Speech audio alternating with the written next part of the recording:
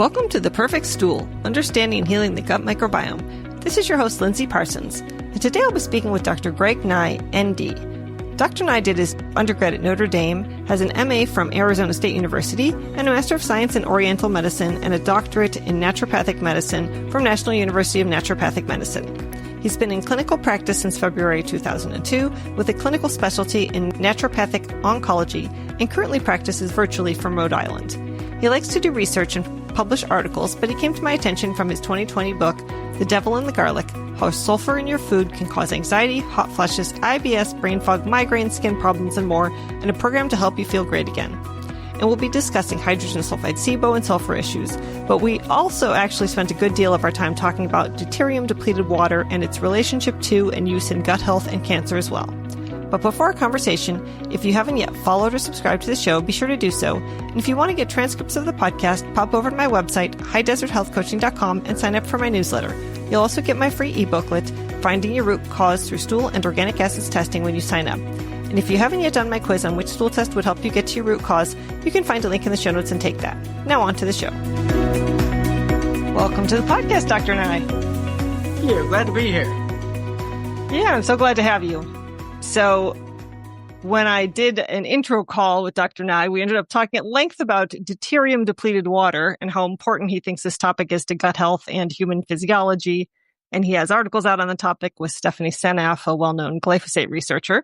So I promise we're going to get to sulfur and hydrogen sulfide SIBO related topics, but I think if we don't start here, you'll take me there anyway. So can you start us off with what deuterium and deuterium depleted water are? Gosh. So let's start with what deuterium is. And I suspect a lot of your audience knows, but just to make sure it's clear, deuterium is an isotope of hydrogen, which is to say it's basically the same as hydrogen, but it's got a neutron in the nucleus, which regular hydrogen doesn't. And that makes deuterium heavy. So people might have heard of heavy water, and that just means water that uses deuterium isotopes as the H's, so just weighs more. Now, so the thing is, deuterium is everywhere. It is ubiquitous in our environment. It's in all the water we drink. It's in the food that we're eating. It is constantly coming into us. But that's a problem because deuterium doesn't behave like hydrogen when it's in the body. And so our bodies have pretty amazing mechanisms in place to be sure that deuterium doesn't gunk things up. And what I think is true is that a great deal of modern maladies are, if you go to the root, has to do with deuterium getting in the way of normal cellular function. Did I answer the question? Maybe I talked about it. Yeah. So does this have anything to do with oxidative stress, or is this unrelated? It's all kind of related. Certainly, obviously normal cell physiology has all kinds of reactive oxygen species that are getting created. And now we know that those are signaling molecules. They're not just bad. And then things could get tipped into an excess of oxidation, which then we call it a stress. And so the processing of deuterium is sort of in a balance with the oxidation state of the cell. And so if deuterium gets dysregulated within the cell, so just to give you a quick example, we know that the mitochondria, the powerhouse of the cell, and hydrogen get funneled to the mitochondria, which ultimately pass through that ATPase pump, spins the pump, creates ATP, and that fuels pretty much everything about physiology. So the thing is, those are hydrogens that go through that pump. It's literally like a funnel, and every time one goes through, it spins the funnel. If a deuterium makes its way to the mitochondria and goes through that pump, it binds to a protein in that pump and causes the pump to sputter. And so it impedes the efficiency of the pump. And so the more deuterium that make its way to the mitochondria, the more it is clogging up those ATPase pumps, not only compromising the ability of the cell to generate energy, but in the process, generating extra free radicals. So enhancing just the level of oxidation that's being generated within the mitochondria. And of course, that ricochets all over the place, creating problems. Okay. Now, just for clarity's sake, because there's so many other types of water out there that people are talking about, this has nothing to do with hydrogen water or alkaline water or what other types of water there are. Yeah. Structured water and all of that, which all may very well have beneficial physiological effects, but they are not the same as deuterium depleted water.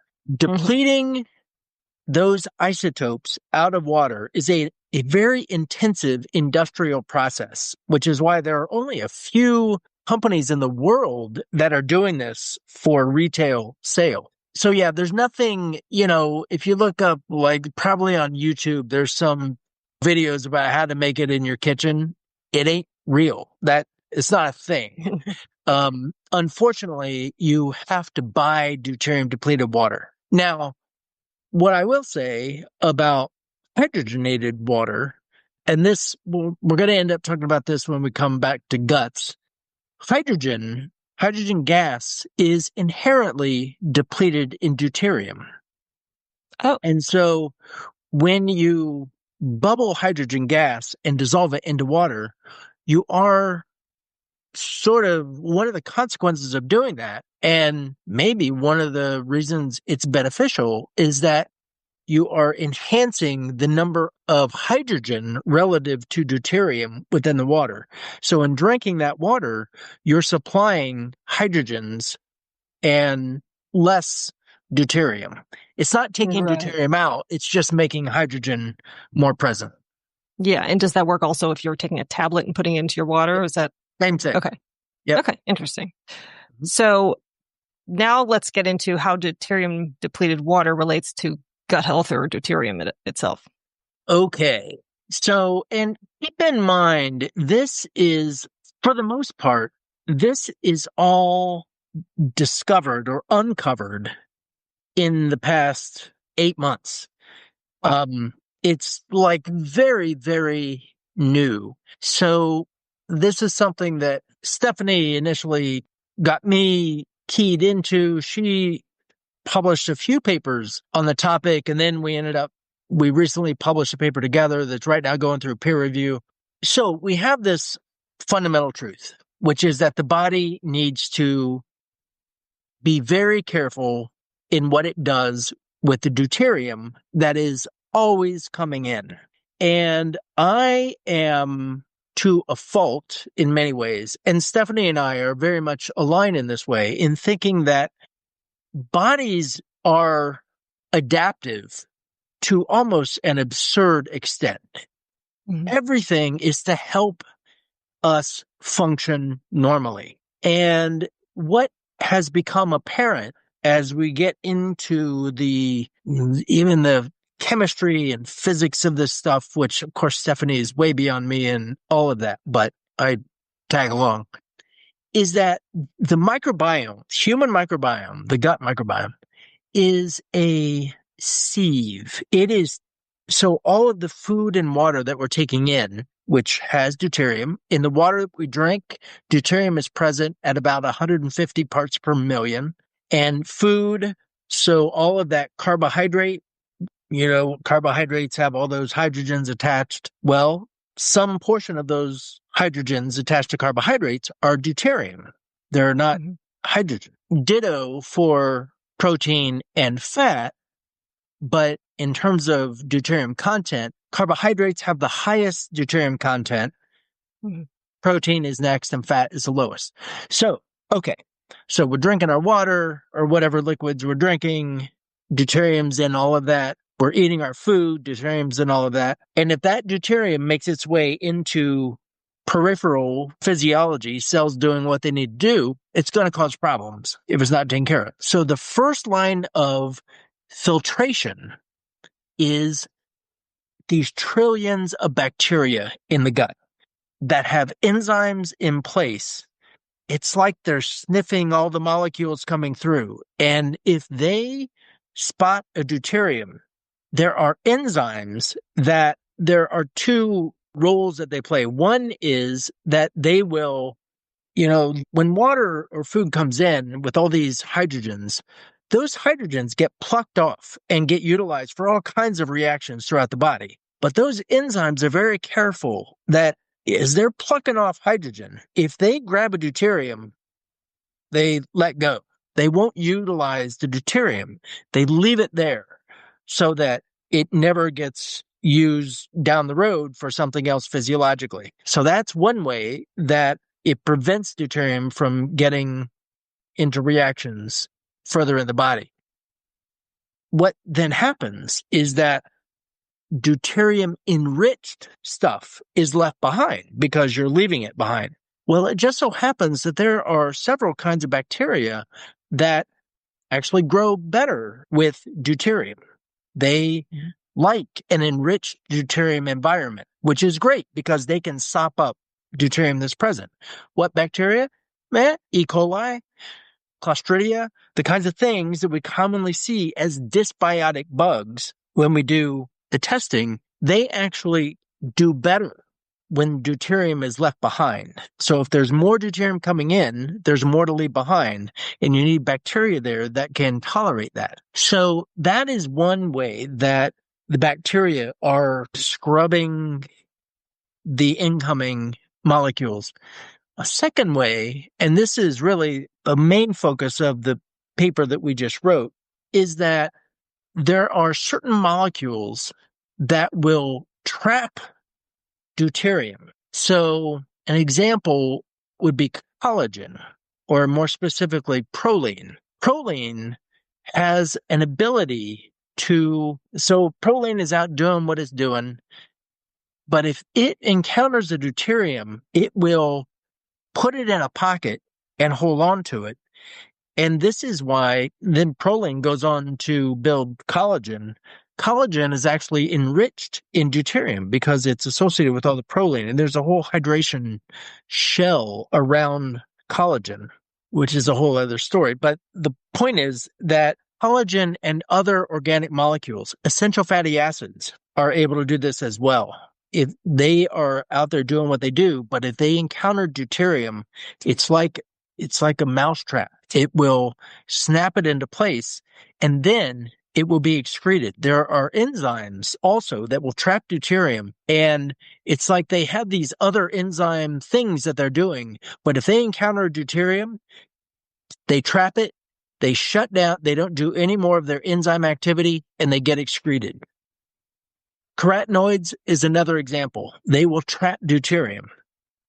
And so there are these various molecules that are in our gut, that are hanging out in our gut, doing their molecule thing, proteins and various enzymes that are doing whatever it is they do. But if they encounter deuterium, their enzymatic activity stops, they trap the deuterium, and they get excreted. So it's this way of making sure that whenever deuterium is encountered, it is gotten rid of. So on the one hand are the enzymes that are making sure not to use deuterium as they pluck hydrogens off. And on the other end are these other molecules that are constantly just on the prowl for any deuterium that is left behind. They trap it and they get it out so that it can be excreted and thus not get into peripheral metabolic activity. So the gut is like this first line of defense in preventing an accumulation of deuterium.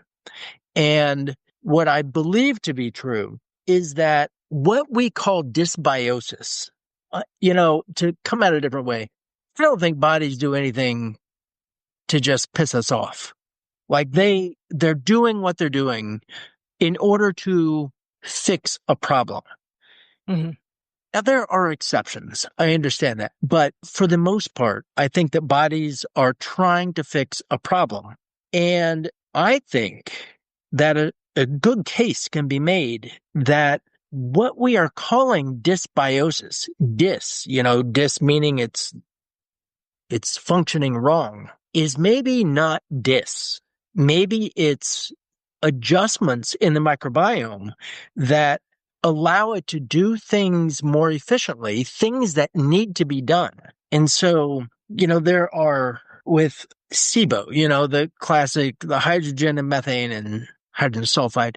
All of those, all three gases are deuterium depleted gases. The enzymes that are creating those gases make sure that those gases are deuterium depleted. And the hydrogens that are associated with those gases then go on to be used in various, like the bacteria making hydrogen sulfide. Well, those H2 on the sulfur are not deuterium. They're hydrogen. And that's very important because hydrogen sulfide is going to go on to be oxidized into sulfate, which is, of course, the body has to have access to sulfate all the time, and it needs that sulfate to be deuterium depleted because otherwise it messes up the various things that it's supposed to be doing in the body. Ditto for the hydrogen gas that is being created in the gut, which, is like, oh, how do we kill the bugs that are making all this hydrogen gas? Maybe the body needs more access to hydrogen, meaning that there's too much deuterium around. You need more hydrogen to be involved in the various, because hydrogen gas just dissolves through the gut wall and gets in circulation. It is delivering hydrogen throughout the body for all kinds of metabolic reasons. So I forget where I started on this, but the point is that what I think is true is that the gut is constantly working with us to manage a deuterium problem and generating not only those gases, but the gut is constantly generating the short-chain fatty acids, butyrate, propionate, acetate. All three of those are deuterium depleted. The bacteria that are generating them have enzymes with a very high, what's called a KIE, kinetic isotope effect. And that means when they go, you got to transfer hydrogens to stick them onto the molecule building butyrate, for example. If they grab a deuterium instead of a hydrogen, they won't use it. They will only be using hydrogen. So all of these short-chain fatty acids that our gut is making for us, bless their heart, those are deuterium-depleted fatty acids that are then delivered around the body, supplying hydrogens for all kinds of metabolic needs. So that's kind of the overview of what I think guts are up to. Okay, cool. So does that might make sense then if you think about the fact that people often get overgrowth of things like E. coli or C. diff or whatever when they eat bad diets full of processed carbohydrates and sugar and such. Yeah, absolutely. I mean, something that has always mystified me as a practitioner. So people come to me and say they test positive for hydrogen SIBO and they go through treatment and they get rid of the bacteria that are generating this excess hydrogen. Or, not down to zero, but they dramatically reduce that population. And then they take all the right probiotics and they eat the right diet and they meditate and they do all the right things. And 2 weeks later, those bugs are back. They're creating the same symptoms again. And ditto for people that do with methane or sulfur, doesn't matter. Kill the bacteria to get rid of that production, do all the right things, and so commonly people have their symptoms come back. It doesn't make sense. Why would the body bring those bacteria back in spite of everything we're doing to prevent that from happening? It makes sense to me that they come back because they're serving a purpose. They're doing something that our body needs done. Our gut is not, it's not concerned that it's making us feel bloated or whatever. That's not the concern. The concern is to meet a metabolic need. And the microbiome is just an organ. I mean, it really is an organ in the body that is constantly adapting itself to meet the various needs, generating neurotransmitters and hormones and vitamins and short-chain fatty acids and constantly generating things that we need. And it's a factory that is always reshaping itself to do that. Hey, this is Lindsay here, just letting you know that if you're tired of dealing with digestive issues like bloating, indigestion, soft stool, diarrhea, constipation, reflux, IBS, IBD, or the numerous health conditions that come about when your gut is off, like brain fog, weight gain, UTIs, fatigue, mental health issues, or complex conditions like fibromyalgia and ME/CFS, that's my specialty. With my 3 or 5 session gut health coaching packages, we'll discuss different stool and functional medicine tests to find out the root cause of your symptoms. I'll interpret the results and provide clear explanations, empowering you to make informed choices for your gut and overall health. And together, we'll develop a customized action plan based on your test results so you can find relief and regain your health and vitality. I come from a functional medicine perspective, trying to incorporate the latest peer-reviewed research and educating you on protocols used by functional medicine practitioners, but devoting lots of time and support to my clients the way a doctor simply can't. If you're interested in a 3 or 5 session coaching package, you can sign up for a complimentary 30-minute breakthrough session. Or if you can only afford one appointment at a time, you can book an initial 60-minute consultation. Links for those are in the show notes. Now back to the show. So that makes sense to me in the case of someone who doesn't have elevated vinculin antibodies. But I, for one, have post-infectious IBS with elevated vinculin antibodies. And I can tell you that, like, my stomach doesn't gurgle hardly ever. Like, it's a day for celebration when I hear my stomach gurgling. So I have no motility in my small intestine. So for me, it's kind of obvious that the reason it keeps recurring is because the bacteria aren't getting cleared out with the migrating motor complex. Do you not believe in that theory, or do you think these are different questions? I'm not saying that there's no such thing as pathology associated with the gut. Certainly there are neurological issues that can slow the bowel and prevent normal kinds of motility. And, all kinds of other things can happen. Certainly, it's not a universal statement that everything happening in the gut is as an adaptation. I don't think that's true.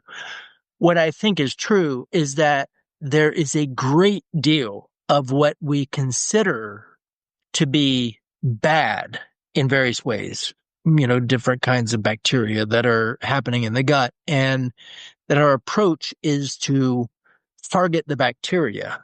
And I think that, at least in my experience in interacting with patients, is that it's not a very successful strategy. Killing bacteria that we believe to be the underlying cause of the symptoms is temporary. Now, once in a while, there's a home run hit, but for the most part, and maybe it's a biased sample, and maybe I'm just seeing the patients that it doesn't work for, and so they come to me and say, Greg, what can you do? But my impression is that it's not a winning strategy to focus on trying to, manually adjust bacterial populations. Okay. So last time we talked, you were starting some clients out on Deuterium Depleted water, and so I'm curious if anybody has noticed an impact yet. Yes. And I feel like I'm still early in this clinically. As I mentioned before, it's kind of, this is not a long history behind this. I have had 3 patients tell me that they feel like their gut has improved through this. And this is how many patients, I'm probably between somewhere around 5 to 8 patients that have now actually implemented it. And one of the reasons to not implement it, which is an aside, is just the cost of it, which I can come back to that. But in my experience, there is the modest improvement that I've seen is with gut changes. And what I believe to be true is that it's not a standalone fix for guts. I think that, there's other foundational kind of work that needs to be done to repair sulfur and sulfate metabolism, for example, or to adjust diets. There is a deuterium depleted diet that I think can be quite valuable for people to pursue. The most dramatic change, and emails with people saying, I can't believe how different I feel. And that is just with general vitality, clarity of mind, and vitality and overall oomph to get through the day. I had just this last week got an email from a patient telling me she's says she's 61 years old. She feels like she's 45 years old. Like she hasn't felt so much energy in a few decades. Awesome. So there's that, which I don't think is just a perk. I think that kind of change is, I mean, what it's indicating, obviously, is enhanced cellular energy production. Right. I think. Yeah. And that's not a trivial change when you're talking about enhancing someone's overall health. My hope is as more people adopt this and are reporting back to me how their guts are doing, that I'll continue to accrue some positive feedback about that. And of course, if any other practitioners want to start implementing this, not just for gut health. I mean, personally, I think that I don't know of any other singular therapy that has as much universal application as deuterium depleted water, because it is literally every single cell that has to deal with the deuterium problem.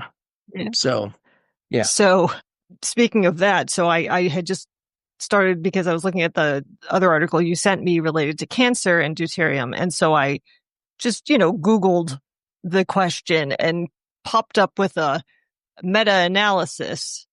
systematic review, of clinical and experimental trials. And the second sentence is, the clinical experiments indicated that deuterium depleted water monotherapy or in combination with chemotherapy was beneficial in inhibiting cancer development.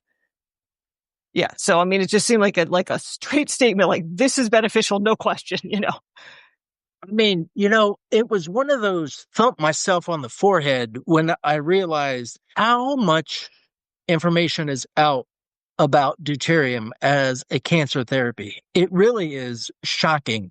There are very few therapies, and especially, I mean, it's silly to call it an alternative therapy because it's freaking water. I mean, that's not all that alternative, But there are so many clinical trials that are out about deuterium in cancer therapy. And, it's like if there's a chemotherapy that can get an additional 6 months, one group gets this drug and the other gets the standard drug. And oh my gosh, this other drug got 6 months longer overall survival on average. It's like headlines. In these deuterium depleted water studies, where they have one group of cancer patients doing standard therapy and the other doing standard therapy and drank deuterium depleted water, it is freaking outrageous.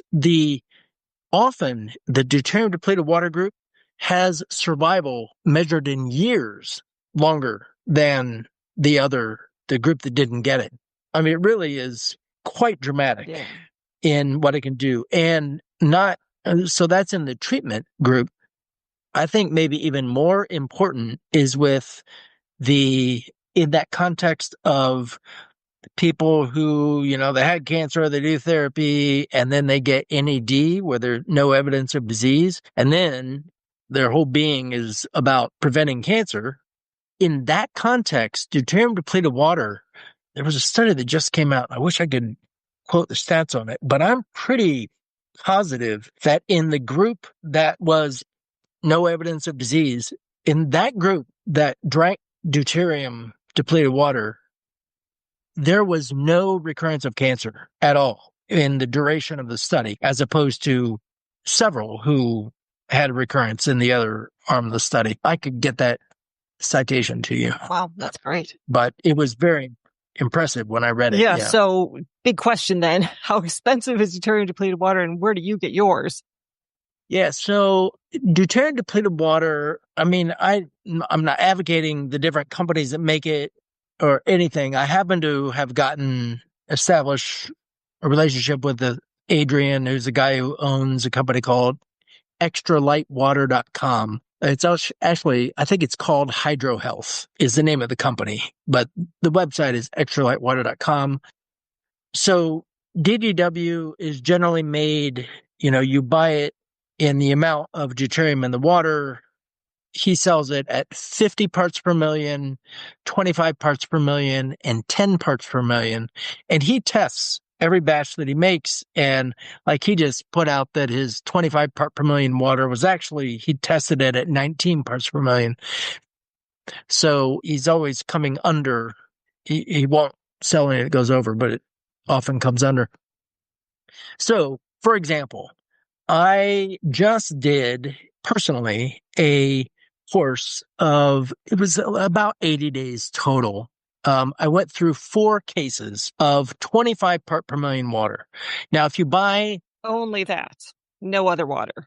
well, I drank a little bit of other water during the day, but for the most part, I mean, so a case is 24 bottles through this company, and each bottle is half a liter. So I was definitely drinking some other water, but every day I had at least one, usually a little more than one bottle. Okay, so half a liter. Okay. Yeah, I would have a half a liter plus some. And if you buy it case by case, then through that company, 25 part per million is $190 per case. So 24 bottles, $190. You can do the math on what each bottle is. Yeah. The way I did it, because if you do it as a subscription, you get, I think it's 8% off. So I knew I was going to do it through a series of 4. So I just had it automatically send me a case every 3 weeks because I was drinking a little more than one bottle a day. So I would pretty much run out at the 3-week mark. And that drops the price from $190 down to $172. You know, it's still a decent amount of money. Adrian points out that if you calculate it, the price per bottle, there are a whole lot of people spending more than that on their Starbucks every day. So, you know, I think it works out to like $1.80 a bottle or something like that. I forget exactly. But it's not cheap. It's not something that everyone can do. Now, in my own clinical practice, have significantly reduced the number of other supplements that people are doing, and so that they can concentrate their spending in a more focused way, with deuterium depleted water being part of that. You know, I'm in your question earlier about what do I see happen with people with their guts. So I'm early in that experiment. I've been using it more extensively with cancer patients because that's where the evidence, I mean, there's a lot of evidence there. Not only cancer, but anxiety, metabolic disease, diabetes, neurological disease. There are clinical trials with all of that. Cancer is the situation where most of the research has been done. So yeah, it ain't cheap. Generally, what I want to get people doing, if they can, is so body deuterium content, and there are tests for this. If you go to deuteriumtest.com, they have a saliva test.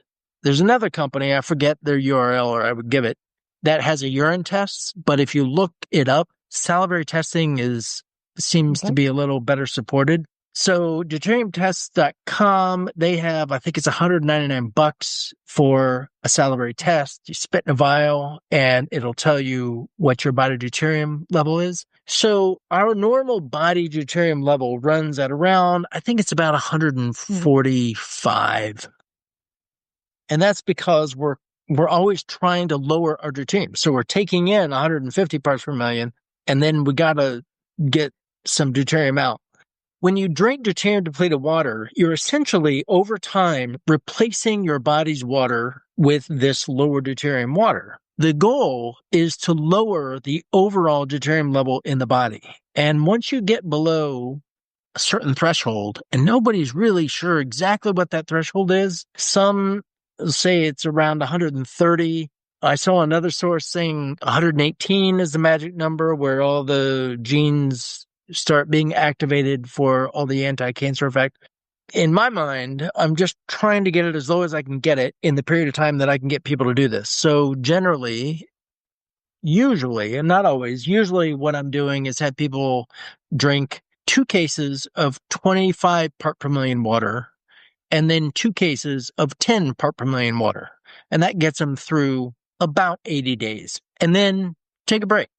By the end of 80 days, body deuterium level has dropped dramatically, drinking just 1 bottle a day. So I just did a test on myself recently, and drinking, I did 4 cases of 25 part per million and did the salivary test at the end of that trial. And I was at 119 parts per million of body water by that point, which I think is a pretty decent drop. Now, I didn't do a pre-test to find out what I was at prior. It's possible, just because of what I eat and whatever, that I was not at the normal 145. I don't know. But it was good to know that, okay, 4 cases at 25 can drop it down pretty significantly. And I think with a cancer patient, I would definitely have them do those last 2 cases at 10 part per million just to drop it down even more. Yeah. And how do you feel? Different, decidedly different, or? Like a rock star. No.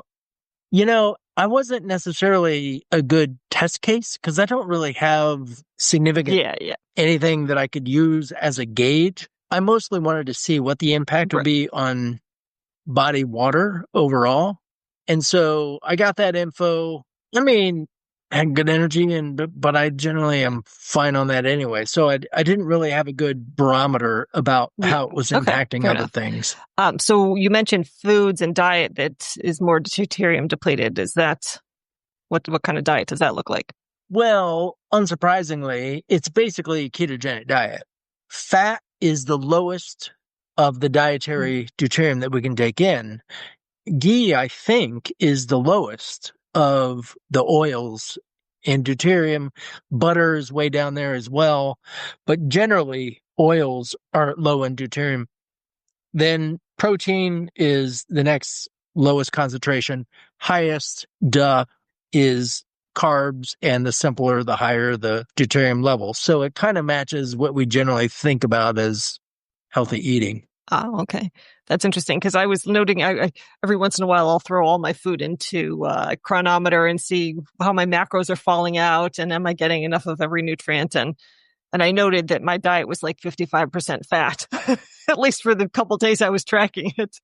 And I thought, I'm not doing that on purpose, but like I just I'm generous with the olive oil. I love to put some of that hot olive oil. I got the spicy stuff. I got the basil olive oil, Love it. Yeah. So I think it's a great way. I mean, but the trick is getting enough protein and doing that and getting enough, fruits and vegetables and doing that. It's just like I'm absorbing so many calories into fat that how do you get the rest of the stuff you really need? Oh yeah, that.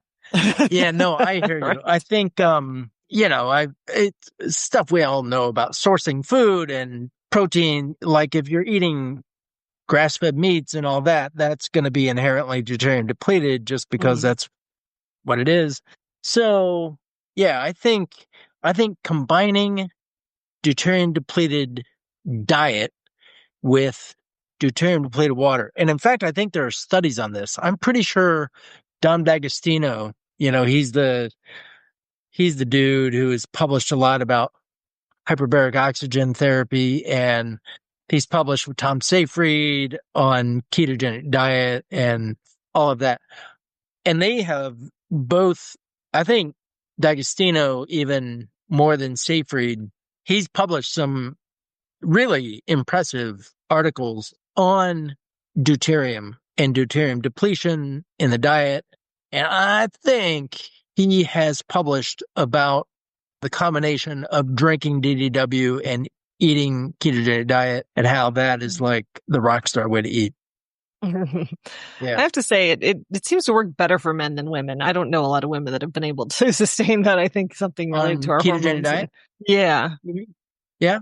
I mean, well, just to say that I love carbs way too much to give them up entirely. Like it's just a non-starter. But yeah, I can't say that I did it for once for like a month and I felt fine, but I think the quantity of fat did not agree with my gallbladder. And, when I remember it was probably, 15 years ago. Wait, what is that? 10, 11 years ago. Something, I don't know. It was when Thomas Seyfried came out with his book, Cancer as a Metabolic Disease. And I read that book and I was like, holy crap. Because that book is all about ketogenic diet and kind of the metabolic effects it has on cancer. But all of his research was on brain cancer, was on pretty much glioblastoma.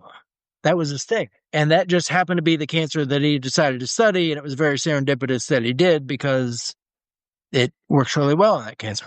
And then it wasn't long after that book came out, and we ended up both being at the Oncology Association Naturopathic Physician. We were both at that conference. We were both talking there. And I got to pick his brain over the course of the weekend. And what I really wanted to understand was, okay, this is working really well in glioblastoma. Is there any reason, like, what are the other cancers we should expect this to work in? And his opinion was, this should work in every cancer type. There's no reason it should be unique to glioblastoma. So, and I have worked for years with Maria Zilka, a nutrition therapist. And so we go back to the clinic and I'm like, all right, every cancer patient, we're going to implement ketogenic diet and we're going to see what happens.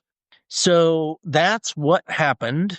And it was quite enlightening in that there are some people who implement a ketogenic diet, they feel fabulous. Their brain clears up and they have great energy and they lose weight, but not too much. They just go to a healthy weight and OMG, it's like everything goes really well. And then there are those other people, sounds like you're in that group, where they just cannot do it. Their body won't do it. And some people, one group, even following the diet as closely as they possibly could, they cannot get their ketones down to what is considered a therapeutic range, which totally mysterious. Maybe they were cheating. I don't think so. But something metabolically, their body would just generate glucose. And then there was another group who just felt miserable. Just their brain was fog and energy was crap and mood was bad. And they never got past, there's ketosis and then you're supposed to get into that keto adapted state where you're just burning ketones and feeling fabulous. They never got to that. They just sort of stayed in what we think of as that fluey kind of ketosis state and were miserable. And so for those people, you got to bring them out. You got to bring carbs back into their life. And there was no test that you could do in advance to know which it was. And in my observation, it didn't really divide down male-female lines because I had people in both categories, male and female both. So, yeah, I don't know. But clearly there are some metabolic types that just don't get into that keto-adapted state and they never feel well. Yeah. No, I think I did. I mean, I got to the point where I was in ketosis, but I just couldn't sustain it. I mean, I just love carbs too much. And to me, it just felt like another meal of meat and broccoli. And I don't eat dairy, so that's like a significant source of fats for people who are in ketogenic diet because I'm lactose intolerant. So it was just like, what's left, So for you, I'm just curious, it was as much a psychological heaviness of staying on the diet as it was like a physical Yeah, I mean, it's like the joy of a piece of toast with your breakfast. Like, I mean, literally, I have to force myself to eat everything else around the piece of carbs. The joy it brings. I get it. Yeah, I'm a foodie. I love food. So, it's maybe some people are kind of indifferent to food. Like they're just like, it's just fuel, whatever. Maybe for them, they're just as happy eating. And I have clients just like that. Yeah, no problem. You tell them what to eat. They're like, no problem. I can implement anything you tell me. Other people who are just like, this is so terrible. I can't eat anything. No, I have the same. Anyway. Yeah. I mean, I will have to say one of the most shocking diets that I have been introduced to, which was by patients who told me about it. And of course, we all know it now. And that is the carnivore diet. And I have had multiple, and by that I mean probably half a dozen patients who their gastrointestinal problems were completely cured, put little quotes there, but in their experience, all of their symptoms resolved upon adopting the carnivore diet, which is so counterintuitive to me. But did they all come back upon going off of it? Well, they didn't. Although, yeah, a few of those, I mean, these weren't people that I was managing on that diet. They heard about it and they implemented it on their own. And so I had a few of them actually just send me an email. Hey, Dr. Nye, I just want to let you know I'm cured and I just did this diet. I have had people who came and they told me that they implemented the carnivore diet. They did fabulous. And then over time, for various reasons, it didn't work so well, or they stopped doing it, and eventually their gut got bad again, and they tried it again, and it didn't seem to work as well the second time, or whatever. People are all weird, and we all respond to diets differently, and all that. But it is one of the rare diets where people implement it and describe to me dramatic changes in how they feel. I mean, I have a lot of people implement AIP diet or, there's so many friggin' diets out there now that people do. And people will describe, I felt a little better. I think I did better doing this and doing that. But there are only a few diets in my experience that people describe it in profound ways, that like everything changed when they started that diet. Yeah. So I don't doubt that people feel better, but sometimes I see stool tests on people who've been on these sorts of diets, be it ketogenic, be it carnivore. And then I look and they've got elevated beta glucuronidase, and I'm like, I'm sorry, you need to go off all meat now and all fat. And you need to like turn this around because you might end up with colon cancer or breast cancer. And so, it's like in theory, they might be fixing stuff, but they're breaking other stuff. And you don't know until you do the test.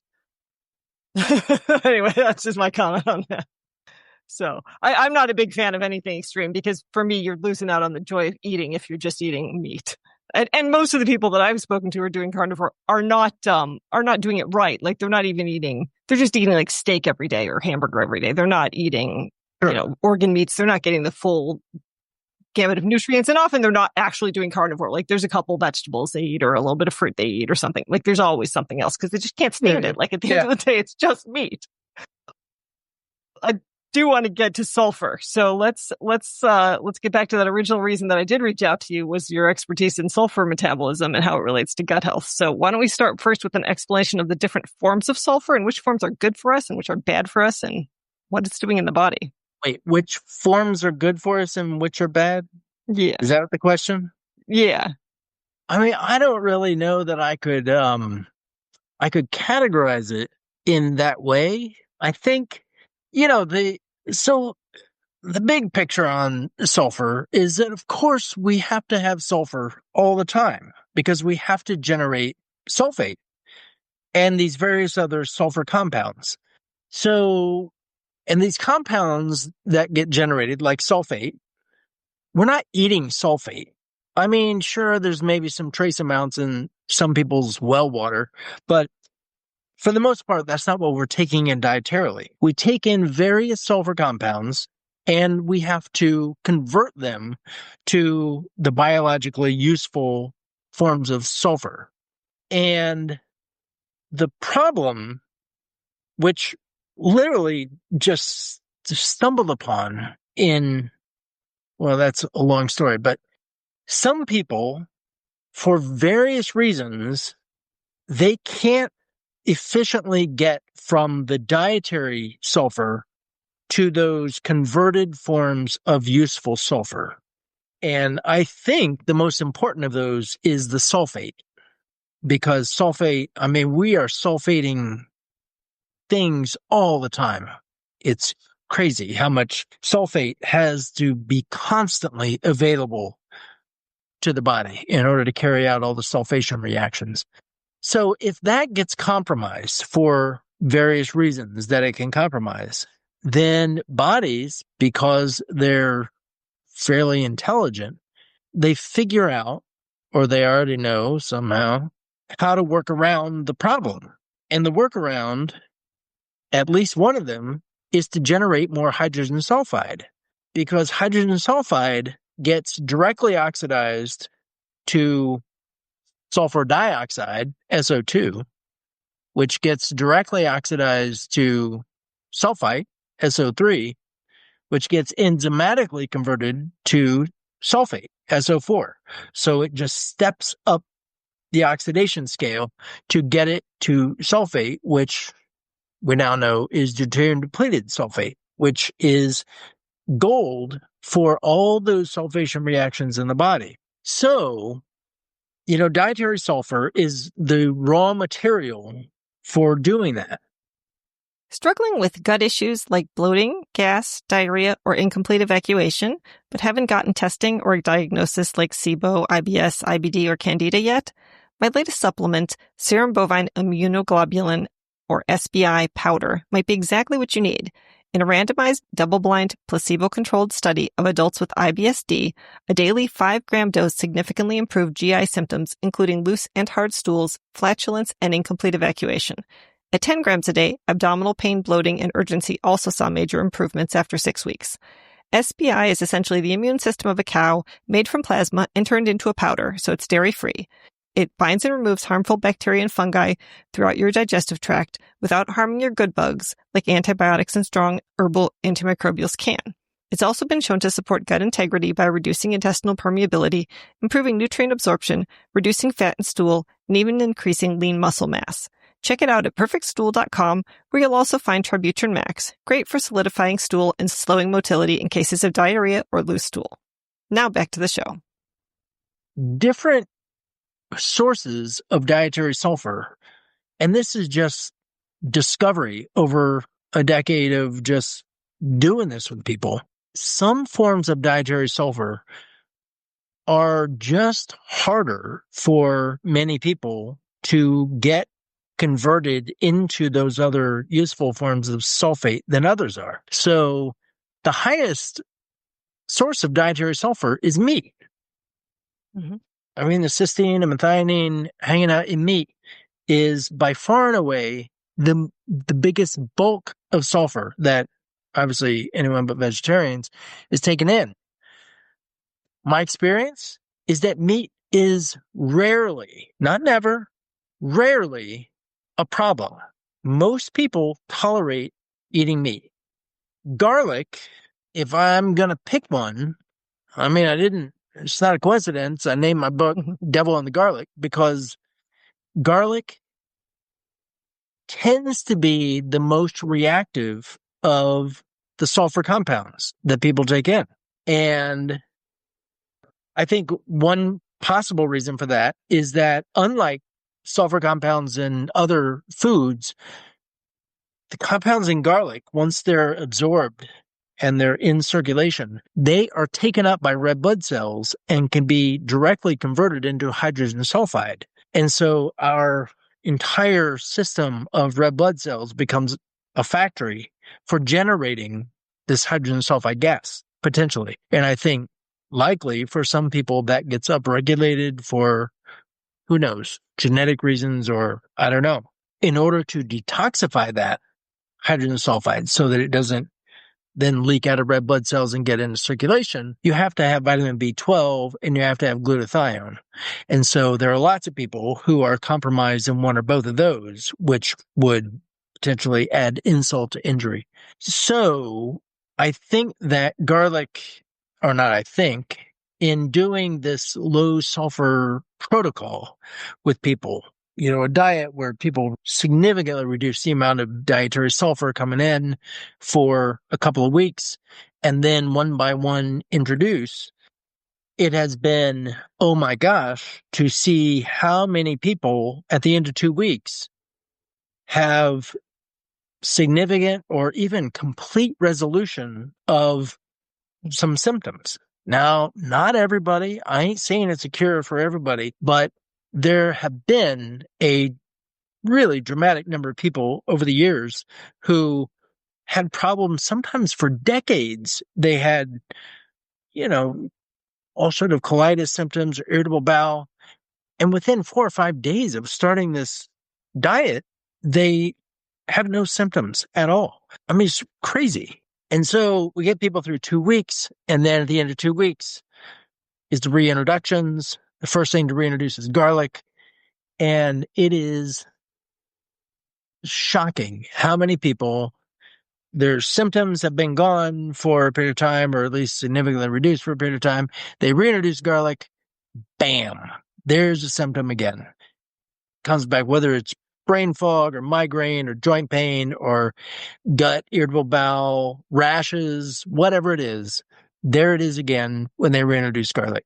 So then, we have people do their reintroductions one by one. So then after that, and can't reintroduce the next one until the symptom from that one cleared, of course. So, for some people, usually it's only a couple of days and the symptom clears. Some people it's a week or two. But then onion and kale, and go through the list of the reintroductions: egg, broccoli, cauliflower, cabbage.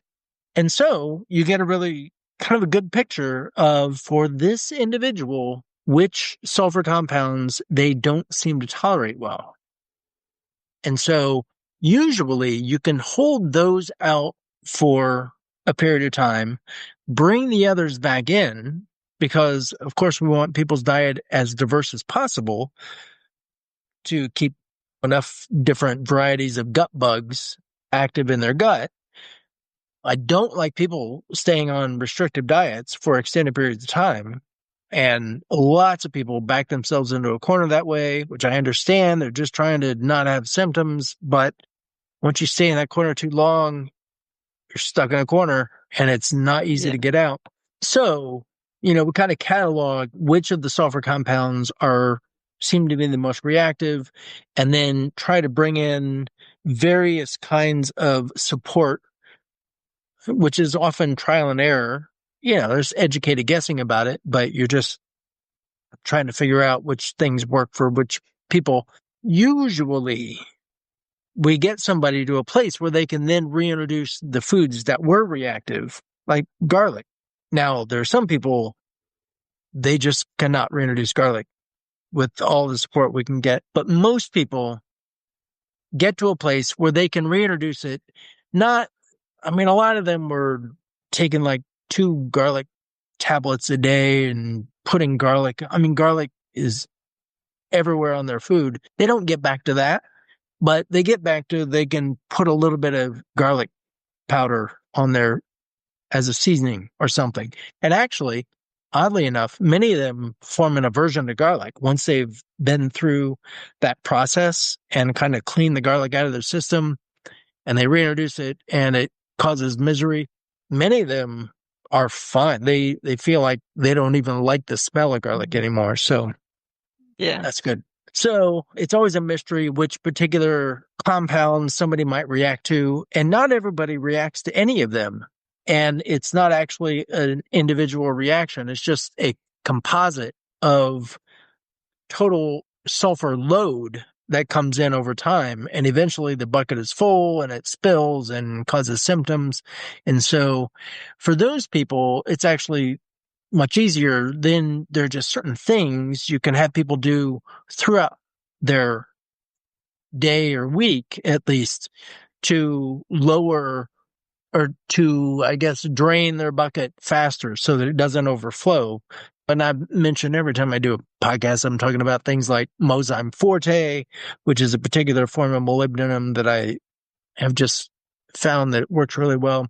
Epsom salt baths have been like another one of those, holy crap, I can't believe some people changes their life to just do Epsom salt baths. Now, maybe it's because they're getting magnesium that way, but I think the people that I'm working with, it's because they're getting sulfate that way. Because by doing Epsom salt baths, I have had a number of people who then can expand the amount of sulfur foods that they take in. They're less reactive to their sulfur foods. Why is that? I think it's because they're getting sulfate directly through the skin. So the body has a supply of sulfate. It doesn't need to generate hydrogen sulfide in their gut to produce more sulfate. They've already got enough. So again, if the bugs aren't needed, they don't show up. They will go away on their own. Yeah. So you're describing a group of people who have sulfur issues. but not all of them have what appears to be a hydrogen sulfide SIBO presentation, correct? Yeah, for sure. Absolutely. And in fact, so I started getting interested in sulfur. It's weird. I tried to trace this back and I couldn't figure out exactly, but early on I had read a paper by Stephanie that had to do with sulfur, and that's how I first got into communication with her.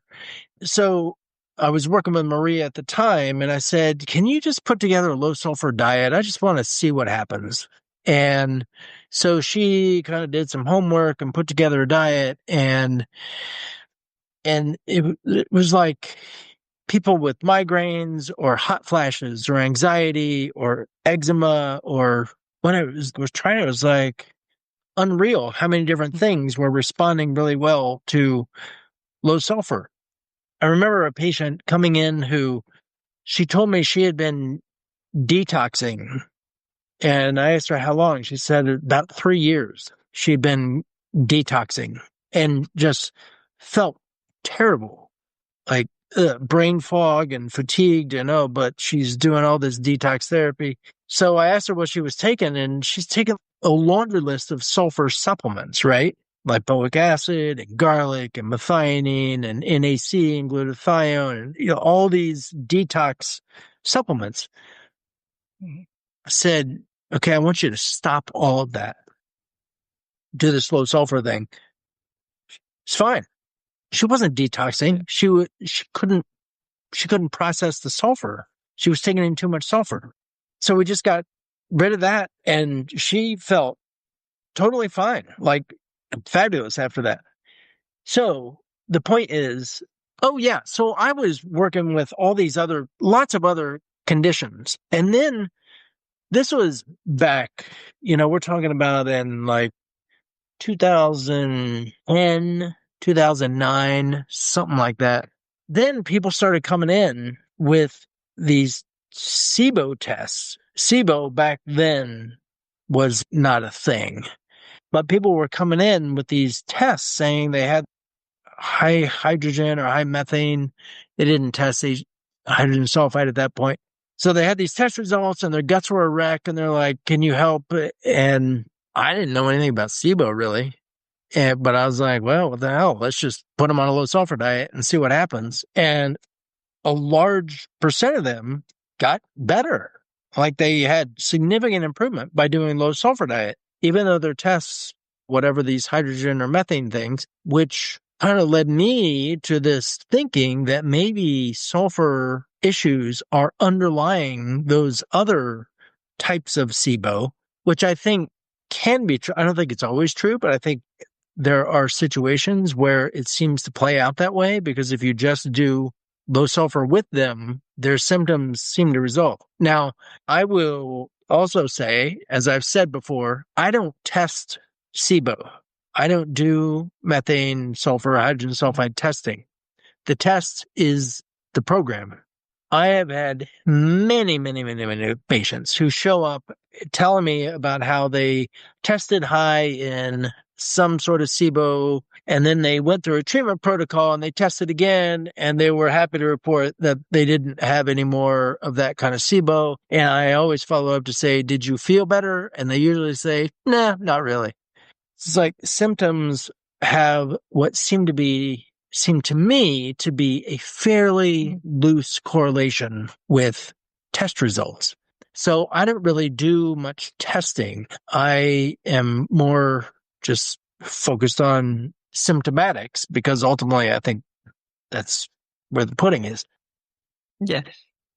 So in the SIBO community, and I mean, especially like the research that Mark Pimentel has done, they've identified certain bacteria that they say are culprits in hydrogen sulfide SIBO, or what they're now calling intestinal sulfide overproduction, or ESO. And I think the three that they've targeted, or maybe even only two of these, Desulfovibrio, Fusobacterium, and Bilophila wadsworthia.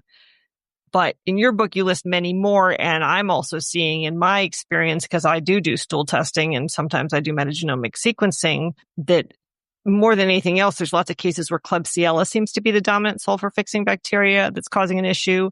And I know there's others. Can you list what those other sulfur-reducing bacteria are? You put it in your book, yeah. No, I did. Off the top of my head, I can't. I know I put it in my book, and there's a article that actually lays it out really well and kind of talks about the sulfur cycle. I found the page. Yeah, H. pylori, Desulfovibrio, Campylobacter jejuni, E. coli, Clostridium, Enterobacter, Bilophila wadsworthia, Staph aureus, Streptococcus aeruginosus, and Klebsiella. Yeah. Yeah. And those are the kinds of things that we see all the time on the stool tests.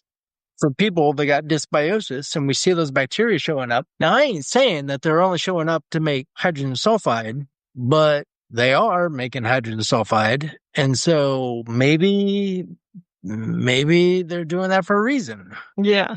Okay. So the diet, let me just clarify. Yeah. The diet that you use, it's no essentially cruciferous vegetables, onions, garlics. I assume the other things like leeks and chives and everything else in that family also out.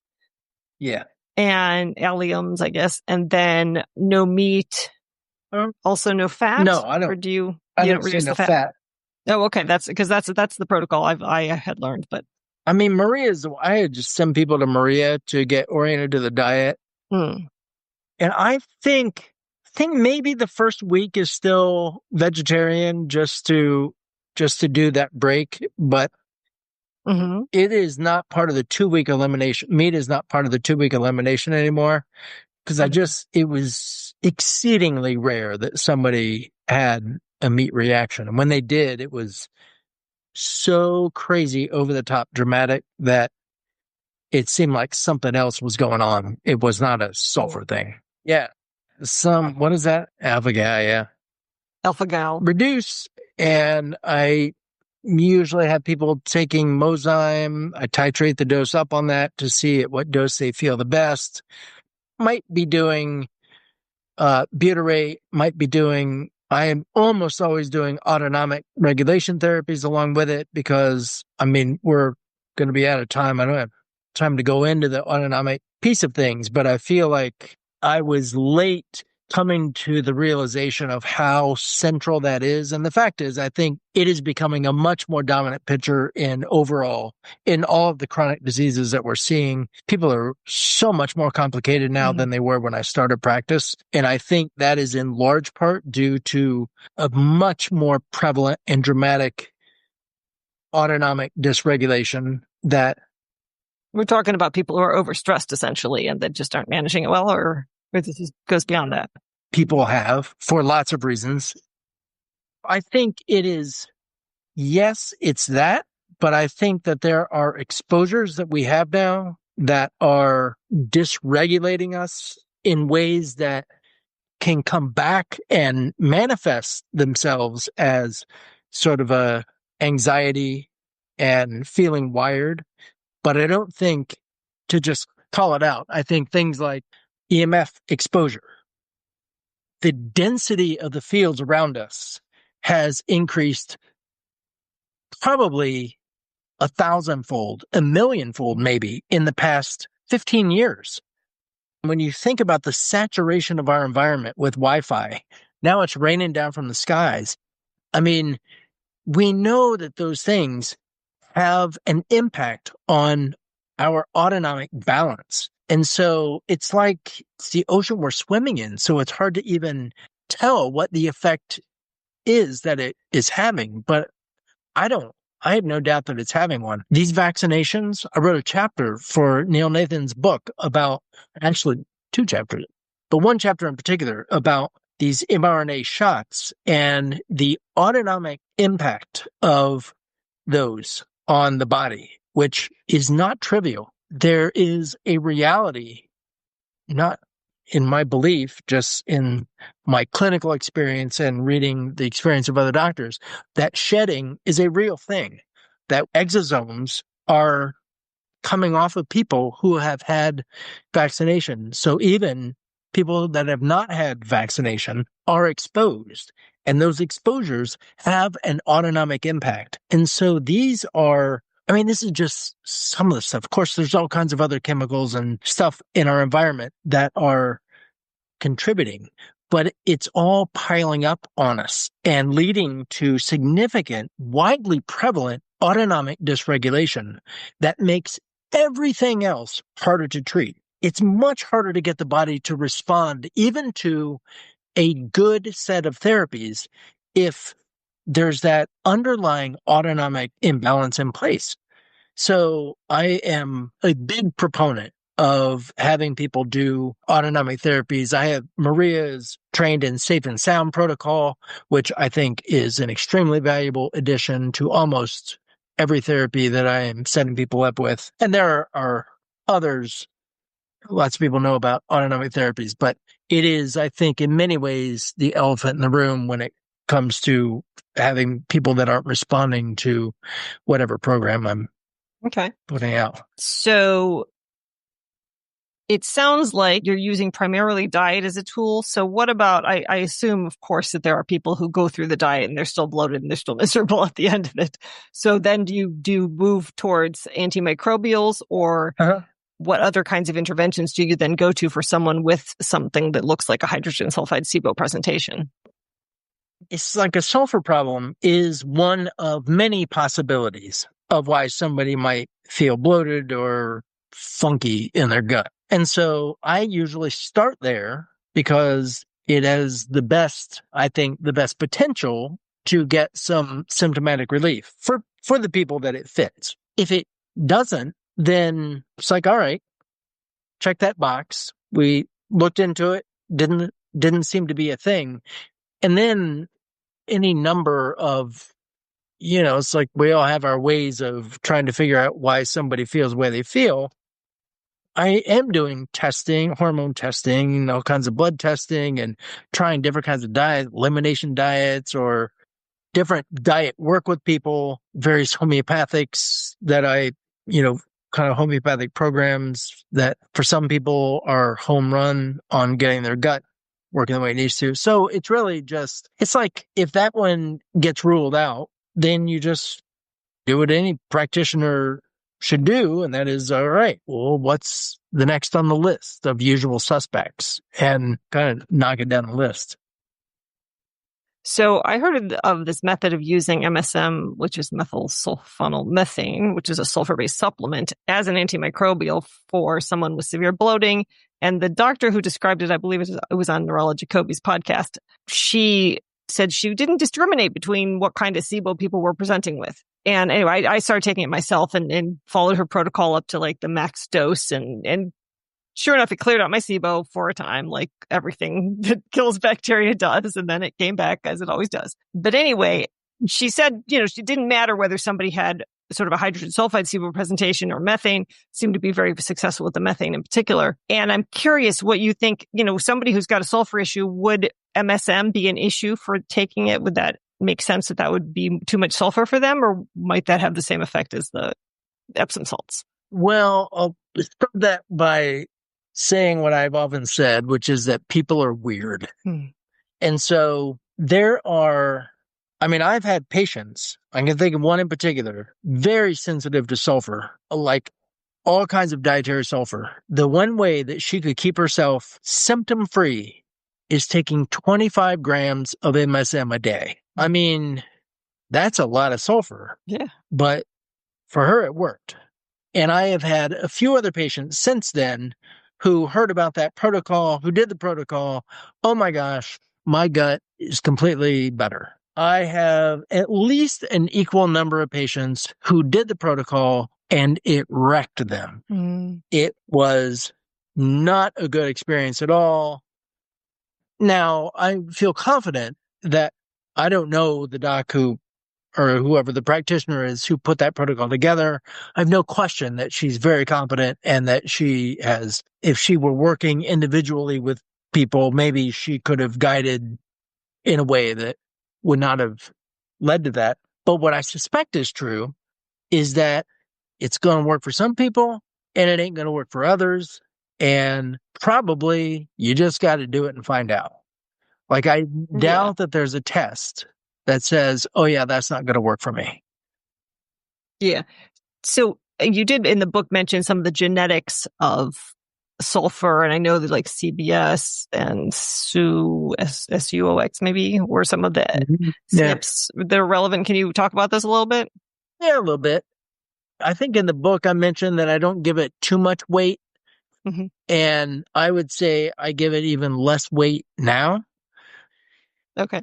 The one that gets the most attention, probably is CBS. Mm-hmm. And I have seen people with CBS problems, CBS glitches on CBS who have gut problems. And I've seen people with CBS glitches with no gut problems. And so well, okay, people are weird. I think I also mentioned in the book, I don't remember, I haven't read it in a while, but I think I mentioned that sulfite oxidase, the SUOX, that one, it seems pretty consistent to me that if somebody, now I've never seen homozygous on that. I've only ever seen heterozygous, but if somebody has a heterozygous glitch on that, it is pretty much guaranteed they've got sulfur issues going on, which makes sense to me. There's only one way for sulfite to get converted to sulfate, and that's through that enzyme. And so if you slow it down, it makes sense that it's going to cause problems. And is that where molybdenum comes into play, or? Yep, that's exactly where it comes in. That is its role. Okay. And what about hydroxycobalamin? Where does that come into play? Hydroxycobalamin it oxidizes hydrogen sulfide in the periphery. And so it's not converting it to sulfate, but it's converting, if you have excess hydrogen sulfide in the blood, hydroxycobalamin will oxidize it up to sulfite, which will then get converted to sulfate by the SUOX enzyme. Okay. So it helps if you've got excess. Yeah, I know that's one of the supplements you mentioned in the book. To move on to one other subject in our last 5 minutes, I noticed on your website that you were interested in peptides, and I'm curious if you recommend oral BPC 157 for gut issues, and if you think it's effective and which forms you prefer. I do. I think peptides are kind of a really interesting new kid on the block. So I do with BPC 157. I have people take it orally. I happen to just use a company called Integrated Peptides, which has a couple of good formulations. I'm blanking right now on the powder that they have for the gut. It's like there only comes in a jar gut powder. It has BP 157 and some other good Akkermansias in there. But that one I find to be very helpful, but I'll also, for some people, just do BPC 157 just as supplement. Yeah, there are some other peptides. Thymogen alpha 1, I think, can be... What is it? Thymogen alpha 1, just a really important immune modulator. This is injectable, or is this also oral? That's oral. Yeah. Okay. Yeah, these are all oral. Okay. So yeah, I do think peptides are a really important new kid on the block in terms of, I mean, not a standalone, always with all the other kinds of additions that we're doing. But yeah, I think it's a valuable tool. Yeah, I don't know if publicizing them better now, but I definitely have had more clients ask me about it. And it's an expensive supplement, so I don't just jump to that. But if they bring it up, I'm like, well, sure, if you want to spend on it, I'm happy to have you take it. So yeah, no, I've looked at the Infiniwell ones that have the extended release and the quick release. And so I was thinking which would be better for gut health, if you're wanting it. In the small intestine, I'm thinking maybe quick release, and in the large intestine, extended release. I'm not sure what the... Yeah, I think it's generally how I would do it. Yeah. Or, I mean, for acute things, I'm going to do a quick release. For more chronic, I'll tend to do more extended release. Yeah. But yeah, I think they're good, and they are expensive. When I give it to patients, I always apply a discount. I drop ship it and discount it. So yeah. So I had one client who I think had some success with gastritis, and that seems to be one thing where sometimes you just get a person who, for whatever reason, cannot seem to get rid of gastritis. Like that's just like no matter everything else fixes, but that one thing is just, and that's one place where I think it feels useful to me. Yeah, I agree. Inflammatory stuff, I agree. Another therapy, what do we got? 1 minute left. How about that? Another thing that I am doing quite a bit is just infrared light applied to the abdomen. Because there are actually studies on using it to treat gastritis and other inflammatory bowel stuff, because with the powerful enough light, and especially with infrared, you get penetration into the gut, and it has all kinds of good shifting effects on the gut bugs and the microbiome and inflammatory state of the bowel. So, yeah. Is this with a clinical grade infrared light or the kind of infrared light somebody can afford? No, I just Amazon. Like you type in red light therapy, there are all kinds of different ones that are available, and they have different levels of power to them. Like over the gut, I probably wouldn't do like LED lights. There's some that are quite a bit more, sort of more like a spotlight, red light. Yeah. Interesting. So, all right. Yeah, we have delved into all sorts of interesting things, and I'm not sure anybody could wind that up into a useful protocol, but it was certainly an interesting subject. So I will definitely point people to you and your work and articles and stuff. If you want to send me links, I can share those in the show notes. And I'll see if I can't set up some sort of affiliate thing with that water. I don't know if they do that, but if they do, then you could support the show if you're going to get some deuterium depleted water. Yeah, excellent. Okay. Yeah. Well, thank you so much for being with us. Thanks for having me. It was fun. Yeah. Well, that was definitely not a Gut Health 101 conversation, but some really interesting tidbits there. If you're interested in getting deuterium depleted water or any of the supplements mentioned in the podcast, please check out my affiliate links in the show notes to support the show. You can also support the podcast by buying supplements at a discount from my Fullscript dispensary, ordering tests at a discount from my Rupa Health Lab store, or using my affiliate links to iHerb, which is available worldwide, or Amazon. And just to note that you can use my Amazon link to buy anything, not just supplements, and support the podcast. So I'd love it and really appreciate it if you'd bookmark my link and use it for regular Amazon purchases. If you'd like to connect with me online, you can follow my High Desert Health Facebook page, join my Gut Healing Facebook group, or join my newsletter list at highdeserthealthcoaching.com, as well as follow me on X, Instagram, TikTok, and Pinterest. Links for those are in the show notes. Thanks for joining me today, and here's wishing you all the perfect stool.